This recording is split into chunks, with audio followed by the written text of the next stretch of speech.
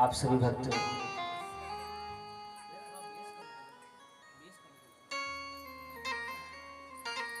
बड़े भाव से कल तक बड़े प्रेम से कथा श्रवण कर रहे थे। श्री मद्भागवत महापुराण के महात्मा की कथा को सुन रहे थे आप। गोकर्ण जी महाराज ने श्रीमद् भागवत महापुराण की कथा श्रवण करवाई है। परिणाम ये रहा कि पूरे नगरवासी आए कथा को सुनने के लिए। कदाचित यहाँ पर धुंधकारी महाराज भी कथा सुनने के लिए आए और जैसे ही आए, लेकिन देखो जैसे आपका शरीर है, आप सशरीर बैठे हो, लेकिन प्रेत जो होता है ना, उसका कोई शरीर नहीं होता, उसका कोई आकार नहीं होता है। ये धुंधकारी महाराज जैसे कथा में आकर के बैठे, हवा आए सो उड़ा कर ले जावे। ये धुंधकारी बड़ा परेशान हो गया। वर्णन कर रहे हैं सनकादिक ऋषि नारद जी को। महाराज वहीं पर एक बांसों का वन था और वहां पर 7 ग्रंथि का एक बांस था, जो कि बांस सूखा था, उसमें पोलापन है और उसके अंदर छेद हो रहे हैं। सो उस बांस के अंदर ये धुंधकारी जाकर के बैठ गया जी।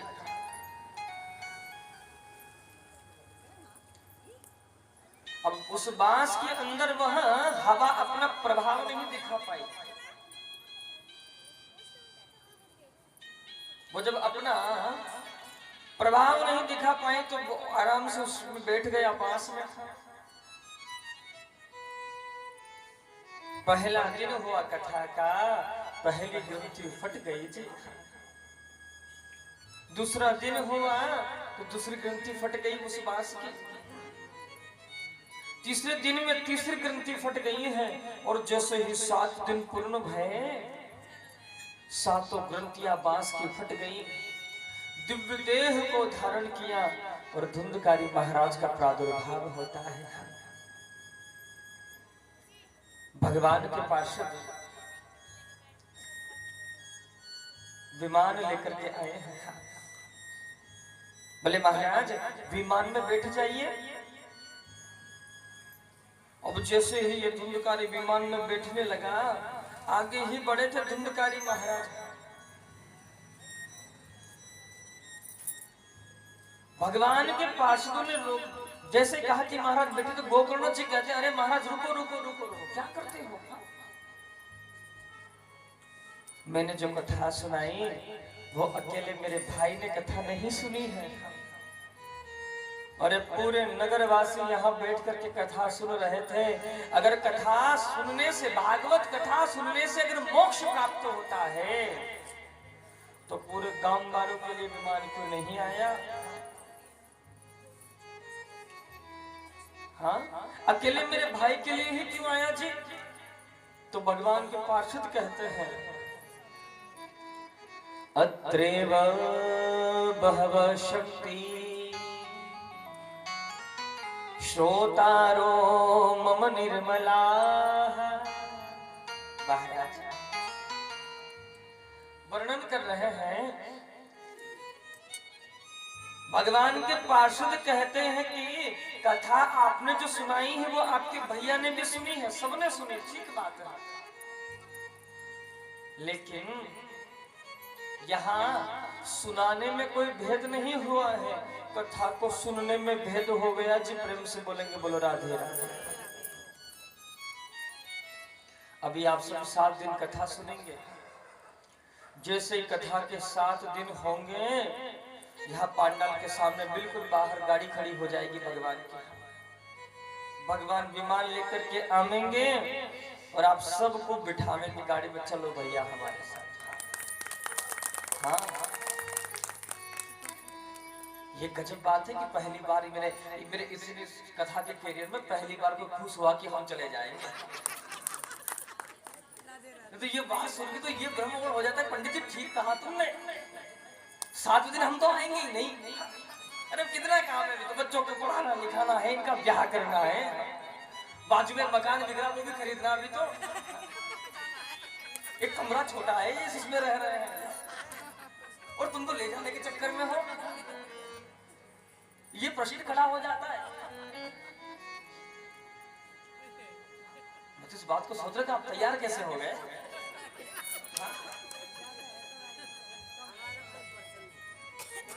प्रेम से बोलेंगे बोलो राधे राधे। सुना था दिल्ली दिल वालों की होती, आज आके देख भी लिया मैं। वास्तव में दिल्ली में दिल वाले लोग रहते हैं।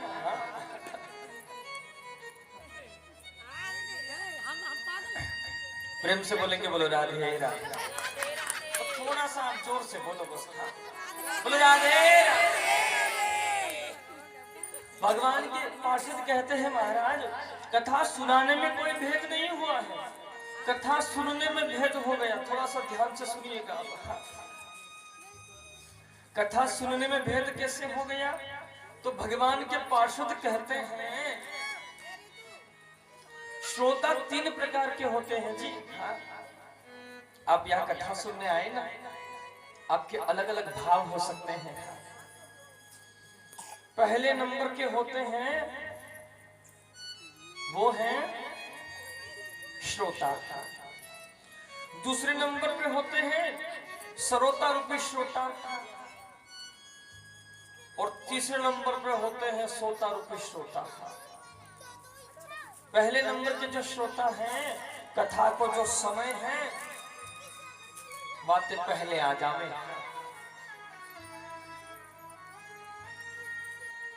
कथा का जो समय है कितनी बजे है? लेकिन 2 दिन से कोशिश कर रहे हैं, ये 2 ही हाथ नहीं आ रहे हैं।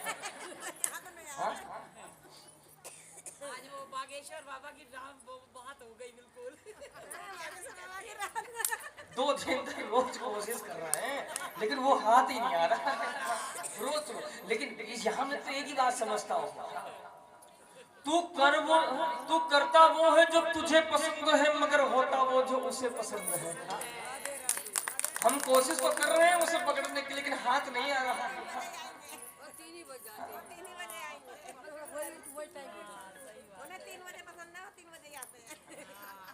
प्रेम से बोलेंगे बोलो राधे राधे। पहले नंबर पे श्रोता है जो समय से आ जावे। जो कथा का निर्धारित समय है वह समय से 5 मिनट पहले आ जावे। और कहा कर लो है, श्रोता के लक्षण में वर्णन कर रहा।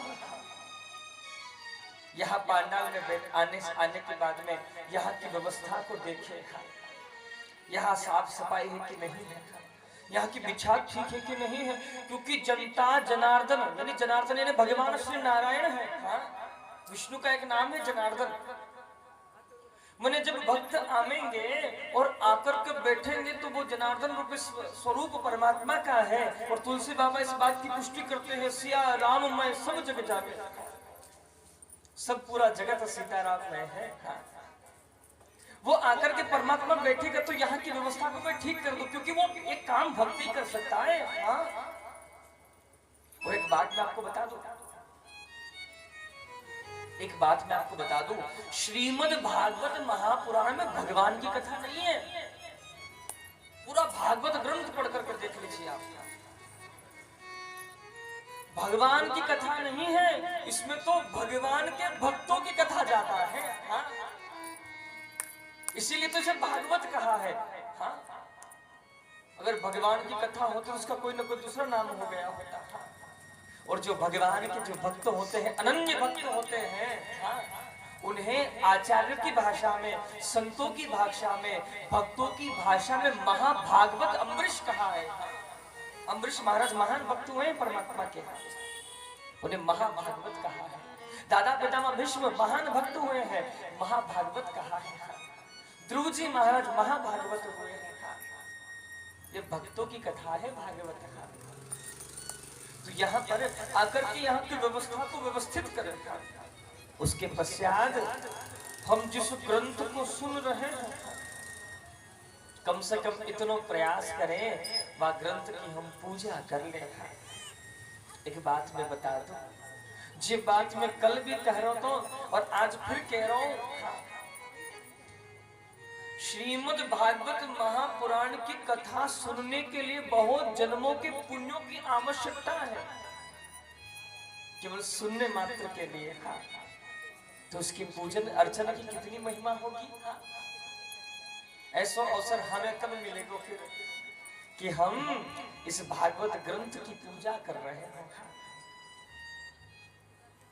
तो समय से आमे यहाँ की व्यवस्था को व्यवस्थित करने के पश्चात कम से कम इस ग्रंथ का पूजन कर ले, अर्चन कर ले। एक बात मैं आपको कथा सुनाऊं। एक बहुत वृद्ध महात्मा जी थे, लेकिन महात्मा जी बेचारे मेरे जैसे अनपढ़ आदमी थे, जो पढ़ना लिखना बिल्कुल जानते ही नहीं। लेकिन उनकी झोपड़िया में श्रीमद् भागवत महापुराण को ग्रंथ विराजमान है। ग्रंथ विराजमान है तो दो चार चेले आए महात्मा जी के, आकर के महात्मा जी से बोले, गुरुजी जब आपको पढ़ना नहीं आता है तो इस ग्रंथ को आप क्या कर रहे हैं?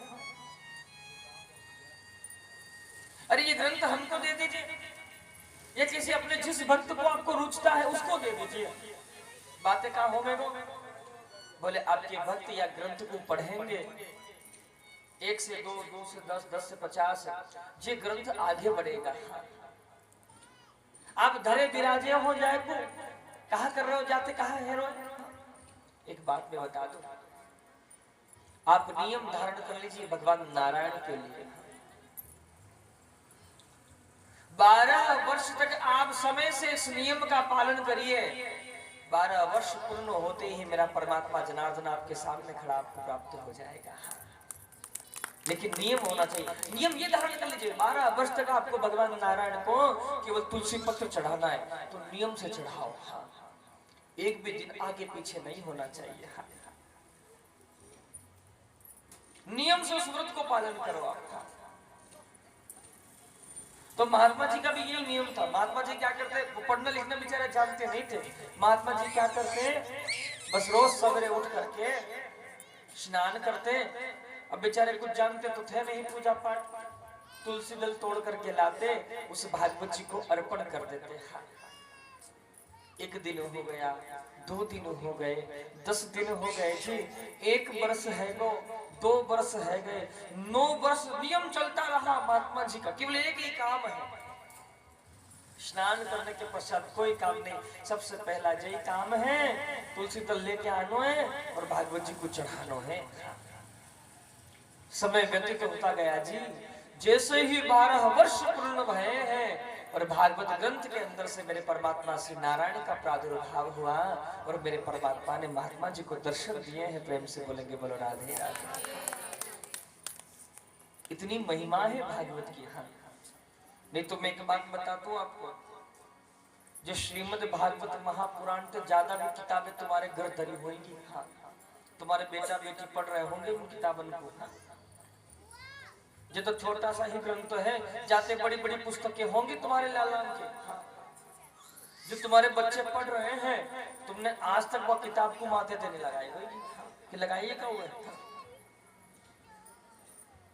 कभी उसको सर पे न रखे होंगे उस किताब को। हाँ, लेकिन श्रीमद् भागवत महापुराण की यह महिमा है कि इसको देखते यहाँ सामने से भी कोई जाता है ना, ग्रंथ की ओर देखता तो सर झुका लेता है। हाँ, ये इसकी महिमा है ग्रंथ की। हाँ, अद्भुत ग्रंथ है श्रीमद् भागवत महापुराण।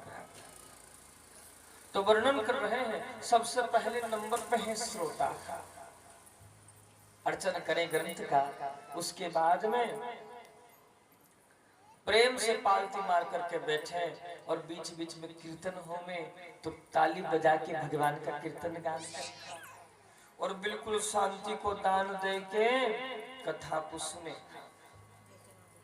विश्राम आरती को प्रेम से करें। बाकी बाद में प्रसाद लेकर के घर को जावे तो प्रसाद में जो भी मिला हो प्रसाद उसको पाने के पश्चात में छिलके इत्यादि से कोई फल मिला है तो छिलके इत्यादि यहाँ तहाँ जहाँ न फेंके। हाँ, ये श्रोता के लक्षण है। उस प्रसाद को लेकर भगवान अपने घर को प्रस्थान करें, प्रसाद ग्रहण करें और रात्रि में भोजन करने के पश्चात में जब बात को चिंतन करें कि आज जो हम कथा सुन के आए हैं, बातें हमने हमारे जीवन में कहा शिक्षा प्रदान करी है, जो प्रसंग आज सुन करके आए हैं, जब प्रसंग को सुन में तो हमें कहा लाभ मिलो है। एक बात बताओ, आप या कथा में आकर के बैठे और जैसे आए हो वैसे ही उठ करके चले गए, एक बात भी आपने 7 दिन की कथा में अपने जीवन में न उतारी तो फिर तुम्हारो कथा में आना बेकार है। एक बार मैं कथा कह गए छत्तीसगढ़ माऊ, एक भैया हमारे झोरे आए और हम जाके बोले व्यास जी एक बात बताओ, कथा में इतनी भीड़ क्यों नहीं होती है, कथा में भक्त कम क्यों आते हैं? मैंने कहा भैया भीड़ तो हमेशा सब्जी मंडी में होती है। हाँ, ये कथा सब्जी मंडी नहीं है, ये तो सोनार की दुकान है। सोनार की दुकान में कभी आपने भीड़ देखी है? 2 साल 3 साल से व्यवस्था बना रहे होंगे तब जाके कभी उसकी दुकान की जमाओ देखोगे कि हाँ चले कि नहीं चले। झोला भर के लेके जाओगे सो जेब में धन लाओगे, छोटा सा सामान देखोगे।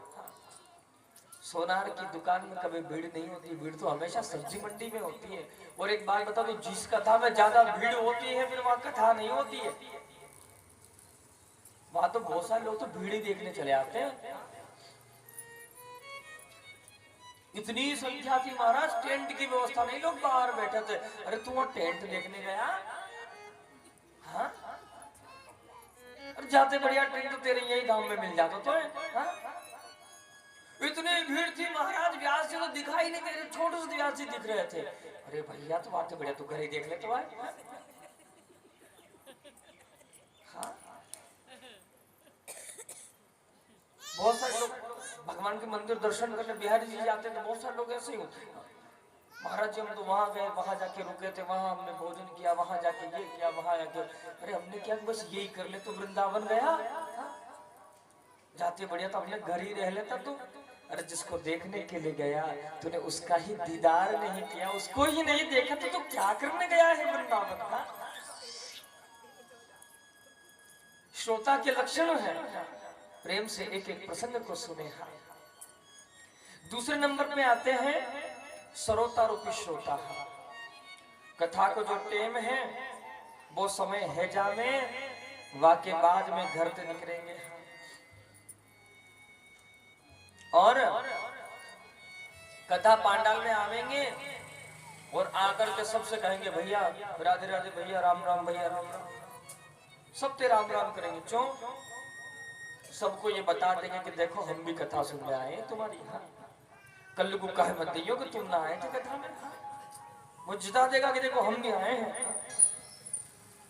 और फिर जो अपने हार व्यवहार वाले होंगे, पहचान वाले, भले वहां जगह ना होंगी फिर भी वहां जगह बीच में ही जाके बैठेंगे। हाँ, इतवारे को इतकू करेंगे, इतवारे को इतकू, और बीच में जगह बनाए के बैठ जाएंगे और धीरे से पूछेंगे हाँ व्यास जी ने आज तक 2 बजे आने की कही थी, आज व्यास जी कितनी बजे आएंगे? अरे आज भी लेट रह गए। हाँ जी कहते हैं लेकिन आते नहीं है। हाँ, वो ट्रेन द्वारे कहाँ से आए हैं, ये साउंड कहाँ से आए हुए हैं, तो ये इनकी भोजन की व्यवस्था कहाँ है रही है? तो मेन समस्या तो यहाँ है। और जो आयोजन करवा कौन रहा है? मैंने दुनिया की जितनी बातें हैं वो सबरी बातें यही पांडाल में कर लेगो। हाँ, क्योंकि जाके बाद में टाइम तो मिलेगा ना भाई, सबरी बात नहीं कर लेगा वो। हाँ, जैसे सरोता धीरे धीरे करके एक सुपारी को काट देता है जी, वैसे ही ये सरोता रूपी श्रोता धीरे धीरे पूरी कथा काट देता है, ना तो खुद सुनता है ना बाजू वाले को सुनने देता है। और तीसरे नंबर पे होते हैं सोता रूपी श्रोता। 2 रोटी की जगह 4 खाइया में आज बढ़िया सब्जी बनी है। हाँ, सो दावत बिल्कुल हाँ। बढ़िया ते मार दे हाँ। आज बढ़िया प्रसाद बनो है तो बढ़िया है। 2 की जगह 4 खाए के आएगो। खैर बातें मुझे हर्जा नहीं है, मुझे कोई परेशानी नहीं है। बनाने वाले आप हो, पाने वाले आप हैं। और फिर यहाँ कथा में आएंगे, एक बांस बल्ली को सहारा देखेंगे और नेत्र बंद करके ऐसी कथा सुनेंगे, ऐसी कथा सुनेंगे, ऐसी कथा सुनेंगे कि बस हाँ। बाकी समाधि लग जाएगी। और बाजू वाला कभी कह भी दे अरे कथा में सो रहे हैं, अरे किसने कहा? और हम तो नेत्र बंद करके ही कथा सुनते हैं, ऐसे कथा सुनते हैं। हाँ। कदाचित की बात बताओ, ये दूसरे नंबर वाले श्रोता से तीसरे नंबर वाले मुझे ज्यादा अच्छे लगते हैं। ये केवल अपना ही तो नुकसान कर रहे हैं, लेकिन ये दूसरे नंबर वाला तो ना खुद का भी नुकसान और बाजू वाले का भी नुकसान करता है। वर्णन कर रहे हैं यहां से आगे कथा में श्रोता के लक्षणों का वर्णन किया है। तदपश्चात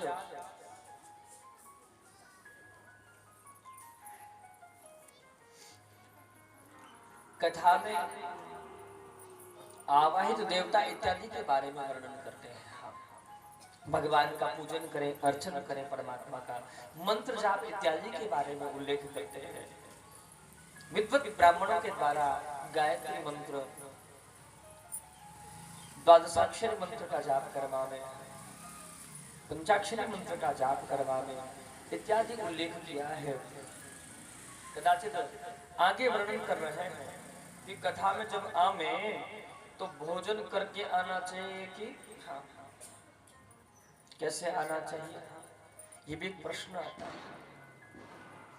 कि कथा में आवे तो मैं भोजन करके आवे कि नहीं। तो पूज्यपाद श्री डोंगरे जी महाराज कहते हैं, उन्होंने लिखा है अपनी लेखनी से कि भैया है सके तो एक समय दूध और फल ग्रहण कर लो और एक समय घी पी करके कथा सुनो। मैं कह रहा हूं इन 7 दिन में अगर आपने शरीर नहीं बनाया तो फिर नहीं बन सकता है। रोज एक कटोरा, एक गिलास भर के घी पियो, रोज कथा में आओ।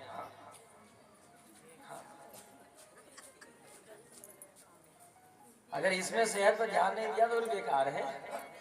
पंडित जी क्या कहते हो? डॉक्टर ने मना किया है, ब्लड प्रेशर हाई लो दोनों समस्या रहती है। डॉक्टर ने कहा सूखी रोटी खाना है, वो भी दाल के साथ में। हाँ। एक समय फल ग्रहण कर ले, दूध ग्रहण कर ले और एक समय हल्का भोजन ग्रहण कर ले। ये तो है जाने को कि ना होगा, ये भी नहीं हो सकता है तो श्रीमद् भागवत महापुराण में लिखा है भोजनम तु वरम मन्ये कथा श्रवण कारकम नोपवासो वरः प्रोक्तः कथा विघ्न करो यदि।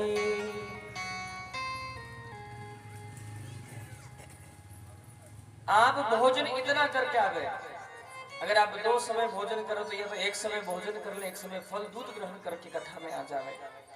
जे नहीं हो सकता है तो दोनों समय भोजन कर ले। लेकिन कितनों करें कि जब आप कथा में आओ तो आपको असुविधा ना हो। और ये भी नहीं हो सकता है तो मेरा मत है स्वयं का, मेरे मत के अनुसार अगर आप 2 बार भोजन करते हो तो 3 बार भोजन करके आओ। और दिन में 3 बार रोज भोजन करते हो तो कथा में आओ तो 4 बार करके आओ। और रोज घर में 4 बार भोजन करते हो तो कथा में आओ तो 5 बार। मैं तो कहूँ टिफिन ही साथ ले आओ। बाजू वाले को भी कहो ले भाई तू क्या लेके आया सब्जी? बोले हम ये लेके आए हैं। ले तो हमारी भी चलती देख कैसे। हमारे ब्रज में कहो करे मिल बांट के खानो और बेकुंठ को जानो।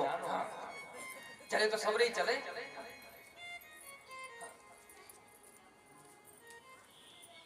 भोजन इतना करके आप आवे कि जब कथा में पधारो तो आपको बस नींद नहीं आवे। कथा में बैठने का नियम वर्णन करते हैं। कथा में बैठना कैसे चाहिए? तो कथा में पालती मार के बैठना चाहिए। बिल्कुल एकदम कमर सीधी।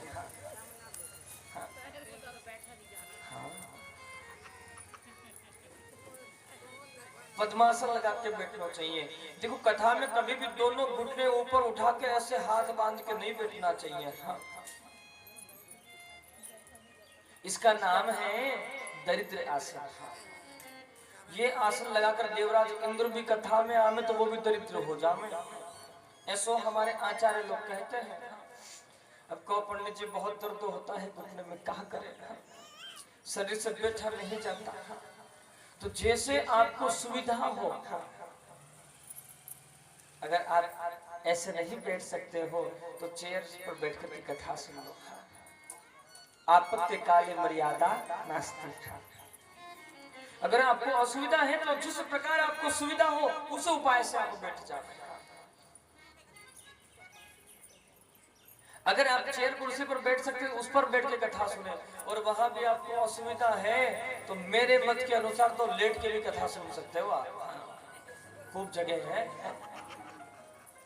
पांडल खाली खाली ना दिखेगा।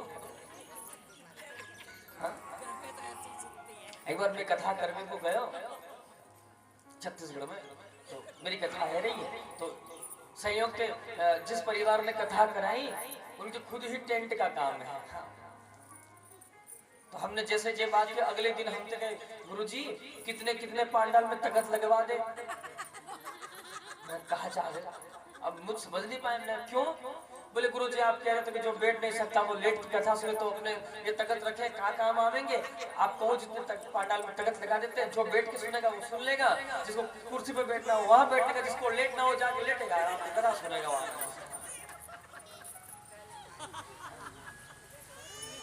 सारा सामान तो घर का ही है, ये पड़े नहीं रहेंगे, लगे रहेंगे और कहते तो काम है। अब तो आदेश को कितने में लगाना है। ध्यान दीजिएगा, जैसे आपको संभव हो सके उस प्रकार से बैठ करके आप कथा सुने, लेकिन बस केवल और केवल कथा हम सुन सके ऐसा जिस प्रकार से प्रयोजन हो जावे वो उपाय कर लेना चाहिए। प्रेम से बोलेंगे बोलो राधे राधे। वर्णन कर रहे हैं सनकादिक ऋषि, कीर्तन गा रहे हैं। कौन सा? श्री कृष्ण गोविंद हरे मुरारे, हे नाथ नारायण वासुदेव। इस कीर्तन का गान हुआ है। एक बात मैं आपको बता दूं, बहुत सारे लोग कहते हैं कि पहले के समय में कथा संगीतमय नहीं होती थी। जी हाँ, मैं आपको प्रमाण वर्णन कर दूंगा। जब पहली बार कथा का वाचन हुआ और जो कथा श्री नारद जी महाराज इस कथा में यजमान बने हैं, सनकादिक ऋषि सनक, सनंदन, सनातन और सनत कुमार चारों ऋषि कथा सुना रहे हैं। वो कथा भी पहली बार संगीतमय कथा हुई थी। कौन कौन आए थे यहाँ पर म्यूजिशियन संगीत में बजाने के लिए? कौन कौन आए थे उनके नाम का उल्लेख किया है। प्रहलाद तालधारी, तरल गति दया चौथवा कंसधारी, वीणाधारी सुरशेश्वर कुशलतया, राग करतोर्जुनोद्भूत, इंद्रो वादी मृदंग जय जय सुरकरा, कीर्तने ते कुमारा, यत्राग्रे भावभक्ता सरसर चनया, व्यासपुत्रो प्रभुव। वर्णन कर रहे हैं प्रहलाद तालधारी। प्रहलाद जी महाराज ताली बजा रहे हैं। जो दवह कांसधारी उद्धव जी महाराज मंजीरा बजा रहे हैं। नारद जी महाराज वीणा बजा रहे हैं और अर्जुन जी महाराज आलाप कर रहे हैं। इंद्र महाराज मृदंग बजा रहे हैं और सनकादिक ऋषि जय शब्द नमः शब्द शंख शब्दस्तथैव च भगवान का जयकारा कर रहे हैं और वर्णन कर रहे हैं। इतना सुंदर कीर्तन गान हुआ। केसरिया वस्त्र धारण के माता भक्ति का प्रादुर्भाव हुआ और माता भक्ति के साथ में ज्ञान और वैराग्य का प्रादुर्भाव होता है। और यहाँ मेरे परमात्मा श्री नारायण से रहा नहीं गया, मेरे परमात्मा श्री नारायण का प्राकट्य होता है। बोल श्री भक्त वत्सल भगवान की। यहां से आगे वर्णन कर रहे हैं प्रसंग को। महात्मा की कथा यहाँ पर पूर्ण होती है और यहाँ से प्रथम स्कंद प्रारंभ होता है।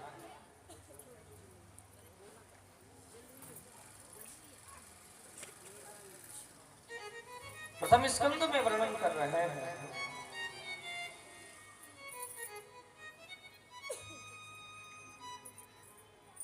जन्मांधस्य यतोऽन्वयादितरतस्